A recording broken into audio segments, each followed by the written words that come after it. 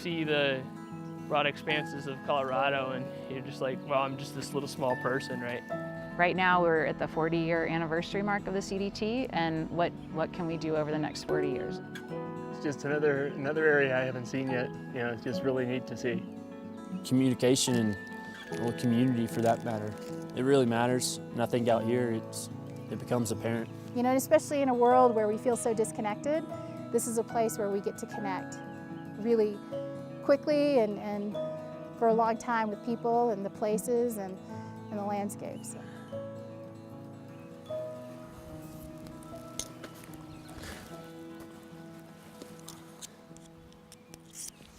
This will be day 23. Yeah, 23. Lose count. I was gonna have a year of time. My plan was the Appalachian Trail, but then plans changed. I had about a month and a half. So my immediate Google search was trails in Colorado, and so here I am. It's incredible. One of the best spots for sure that I've been on this trip. It's my favorite part of the morning, besides the views. They definitely don't withstand the backpacking, but the taste is still there. The reason I came out here for this is because I wanted the challenge of being up at high altitude for a long time. I get on the trail at 5:30 every morning, just before light. So it's just light enough to walk without a light. And depending on whether there's storms going on or not, I hike until, well, if there's no storms going on, I'll hike until 7 or 8 o'clock at night. I'm all into self-discipline, so if I want to do a lot of miles, which I like to do to just challenge myself. I work for Intel out of Oregon, and every 7 years you get a paid 8-week sabbatical. And this is my first sabbatical. And I thought, while I'm young and more fit and more capable, I wanted to try to do something physically challenging. So I decided to join my son Steve. It's been a tough couple of days actually, because it's there's some pretty hard climbs and stuff like that. But beautiful wilderness, you know. Really like being out in the outdoors. Oh, it's great. Yeah, it's times you don't want to miss. You know, that's what I want my career to be. One that isn't just self-fulfilling. I've talked to current nurses now and ones that are in nursing school, and it's crazy how many times they use the word just rewarding, like it's rewarding. And so many times, even on this trip, it's almost like it's been reconfirmed that nursing is almost like my calling, so to speak. I know medical field is. It's always been my draw.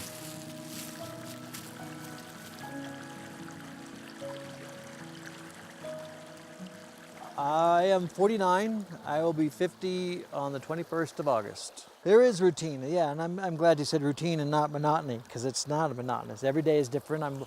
Every view is different. When I get up in the morning, or even when I set up my tent, it's like, okay, which way is the sun going to come up? Am I going to get an eastern sun in the morning, or am I in the trees and I'm not going to get anything? You know, I've always had an appreciation for the outdoors, and I think this one will probably be a little bit more internal. Because, you know, people will always ask, well, how do you feel now? What are you going to do? I don't have that answer yet. I don't know. Will I be a different person when I walk around and be, you know, Mr. Spiritual all day? I doubt it. But at the same time, you know, I certainly have a greater appreciation for my own ability and what I push myself to do and when I don't push myself.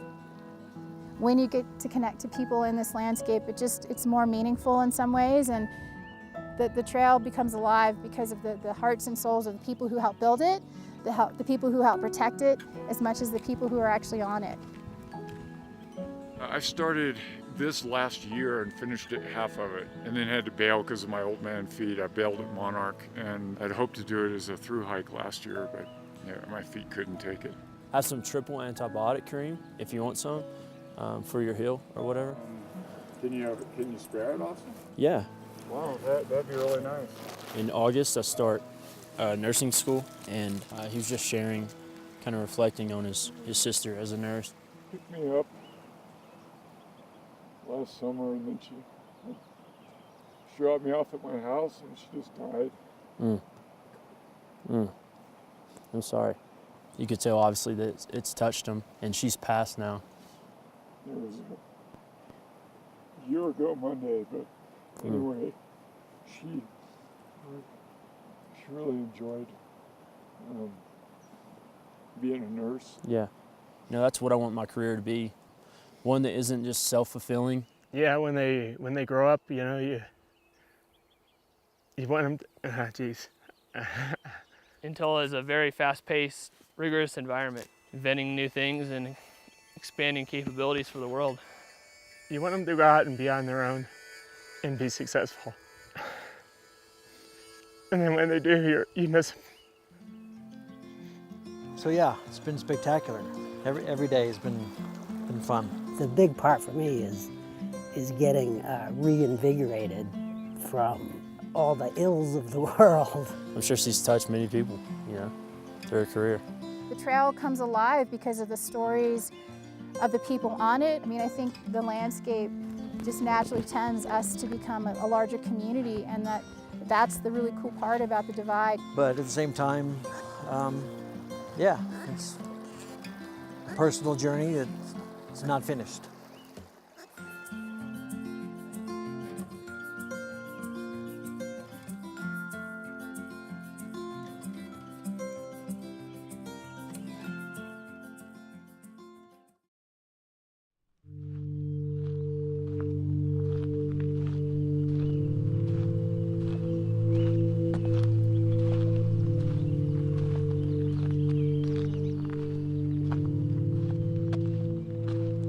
It's this great connector, and it's a connector of communities, it's a connector of our history, of different culture, of the different landscapes along the Divide.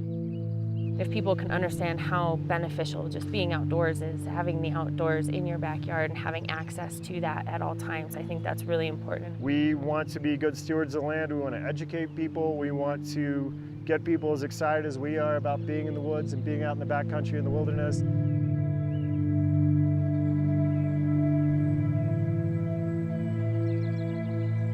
So the Continental Divide Trail runs from Mexico to Canada, 3,100 miles, and it provides access to an incredible array of diverse landscapes along the Rocky Mountains, along the Divide.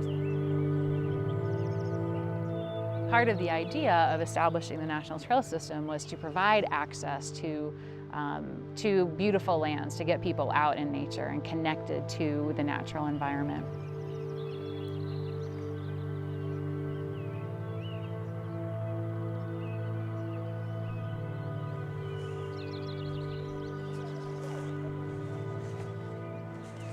Holy cow, the inside of this is soaked. Plan today is to go about 10 miles. We're gonna try to get to a ridge just above Turquoise Lake. I'm really looking forward to, pushing myself. I have not done, 10 miles a day backpacking trips. And I think that for 4 days, that's gonna be really, pushing myself as a person. They called all of us to a big group meeting, all company meetings. So that's all of Big Agnes, all of Honey Stinger, all of BAP. The company decided to do a relay of hiking, backpacking, biking, horseback riding, ATVs, everything from the New Mexico to the Wyoming border. Different people signed up for different legs. Some are brutal backpacking trips in the San Juan, some are one-day mountain bike trips. And they broke it out into 24 sections. About 125 total employees, but they're all game for this kind of stuff. It's what they do on their weekends. Obviously, the real focus of it was to try to bring awareness to the trail, try to clean up where we can. We're oftentimes the company that doesn't want to wave the flag, too high or too wildly. But when it comes to some of these public lands issues and highlighting something like the Continental Divide Trail, literally running right in our backyard, why not? But to be out in a place like Colorado, where public land is the backdrop of our lives, and that is what feeds our soul so much. The public lands belong to everybody. That's part of what we're trying to do, is help to get the word out that we have this absolute national treasure, and come and experience it. Come come and feel connected to the outdoors, to each other. And I think that the whole relay kind of became important for raising awareness, and I think that it also shows that they do care about their public spaces.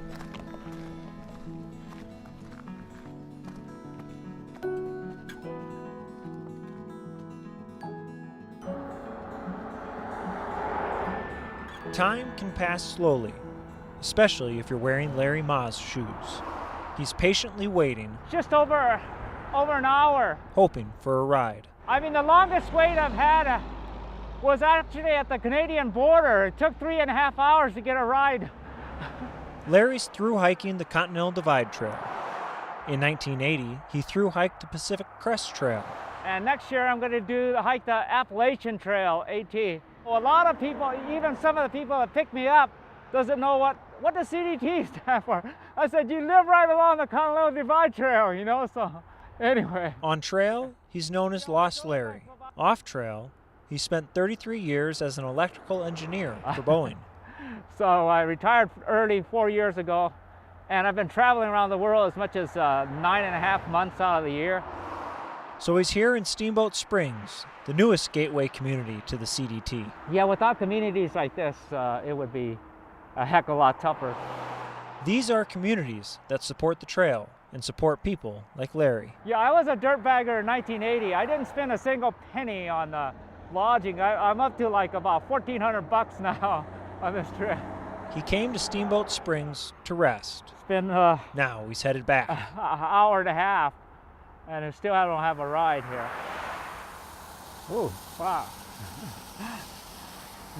Larry Ma has been lost before. Oh, wow. Luckily for Larry, he's in a town where he doesn't feel so lost. You gonna give me a ride to the... Oh, wow.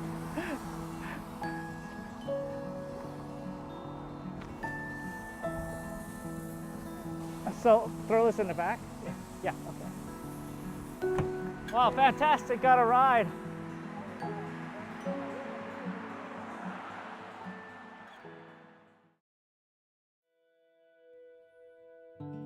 Hopefully people will see that pretty much everything we do in our daily lives is taking these places away. I hope they take away that in our own lives away from these wilderness places. So, you know, you can come here and be a wilderness user, or you can come here and realize that everything is wilderness and we have to treat it all with respect. I happen to live in a house that's 10 feet by 8 feet. I've been living in it for more than 20 years. So before they even said what tiny houses were, I can heat it with a little tiny electric heater. I have running water from a spring, so it's gravity fed from a spring. I use less than a kilowatt hour of electricity a day. And it's so small that most of the time I want to be outside, which is more important to me. So I do my part by doing that.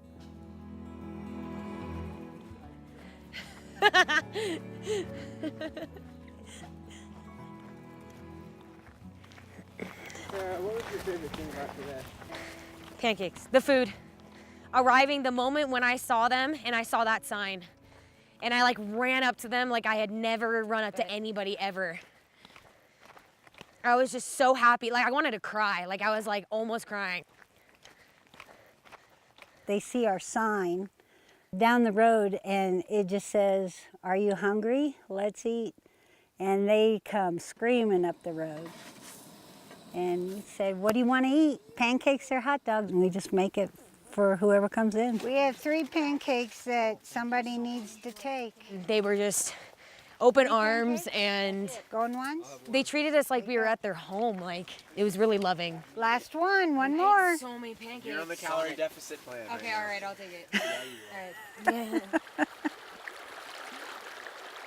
I heard the trail angels, maybe they leave like the box of stuff, maybe some food or a little water or something, but I was just floored that they were set up like that. First thing out of their mouths when I got up there said, "Here, you want some water? Here's a hot dog." Like, okay, you know, so great. So yeah, that was a very pleasant surprise. Last year, I was coming down Clear Creek to the reservoir And there was a little bitty white truck about this big, and it kept getting a little bit bigger, 2.5 miles, hot. I was dying of thirst. And we had met a trail angel up at Tennessee Pass named Dave from Wisconsin. And he just smiled at me when I got down there.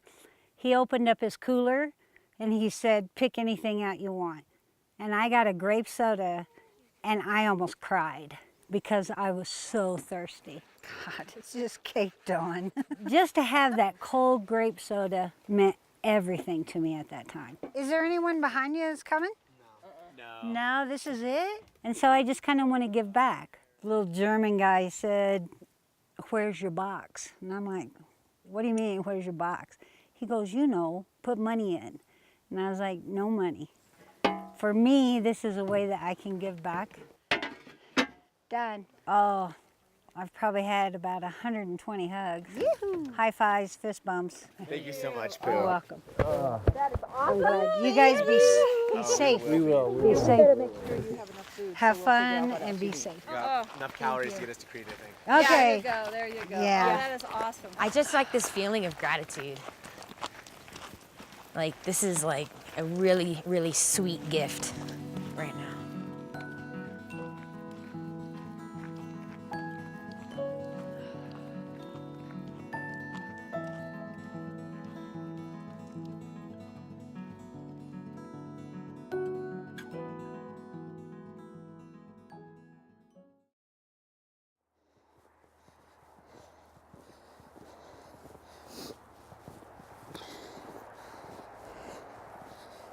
I think I had to go through my own turmoil and loss and all of that stuff to be here today.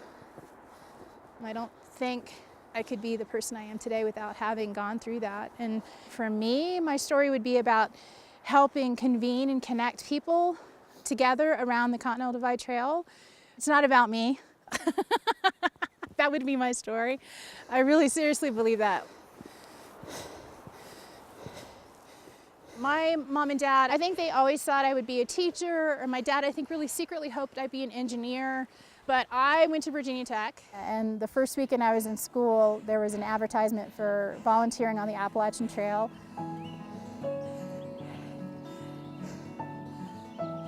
And so I went out that weekend, and I had a Pulaski in one hand and then loppers in the other hand, and the AT is known for its white blazes, and I asked the trail supervisor, so what's this white blaze thing again? I never heard of the AT. And he says, well, if you go left, you end up in Georgia. If you go right, you end up in Maine. And my mind was just blown that something like that actually existed and that I could actually help maintain it. And so for me, that moment changed my life. I spent every weekend after that on the trail doing volunteer work, and then my summers I was building trail with the Conarock crew with the Appalachian Trail Conservancy, and I was all into it. Most people who hike it never know what goes into building a trail, and that's the beauty of it. If they think it was just naturally there, then you've done a great job. I think I just got hooked in that moment. I remember having this conversation with my dad when I got the job with ATC, and I remember calling home and like, I got this job, I'm getting paid $16,000 a year, I have full health benefits, and I can buy a truck and feed the dog. And my dad, there's just like dead silence, and I think they thought I was crazy. But being the parents they were, they let me do it. And they encouraged me, if I was gonna do that, to be the best I could be at it. And then had an opportunity to come out and work with the Continental Divide Trail in 2007. And when I think about what we've done with the Continental Divide Trail Coalition, and today, we're 96% complete with the CDT. And while we have a 3,100 mile long dream, we still have a couple hundred miles that aren't connected. And so that's 40 years today. We're celebrating the 40th anniversary this year, but we still have some work to do in the next 40 to finish this trail. This is, for me, a really special place because it helped me kind of start the healing process after losing two really important people really close together. My mom's name was Candelaria, but she went by Gloria, and my dad's name was Alex Martinez. Losing your folks the way we did, we lost them in 36 days apart from each other, holding both of their hands as they passed away. I knew that there's no way, if that hadn't happened and I didn't discover how strong I was, I couldn't have couldn't be here today. There's just no way. This was the first place I came to, and it's where I connected to them after they passed away. And I still feel them here because I knew how important the CDT was to me. And you know, I fight for this because I fight for them and their memory and everything that they built in me, the independence, the passion to be a good person. It's here.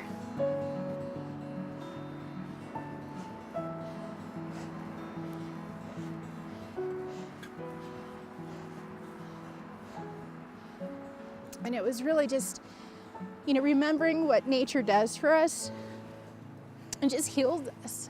And I think that's worth fighting for.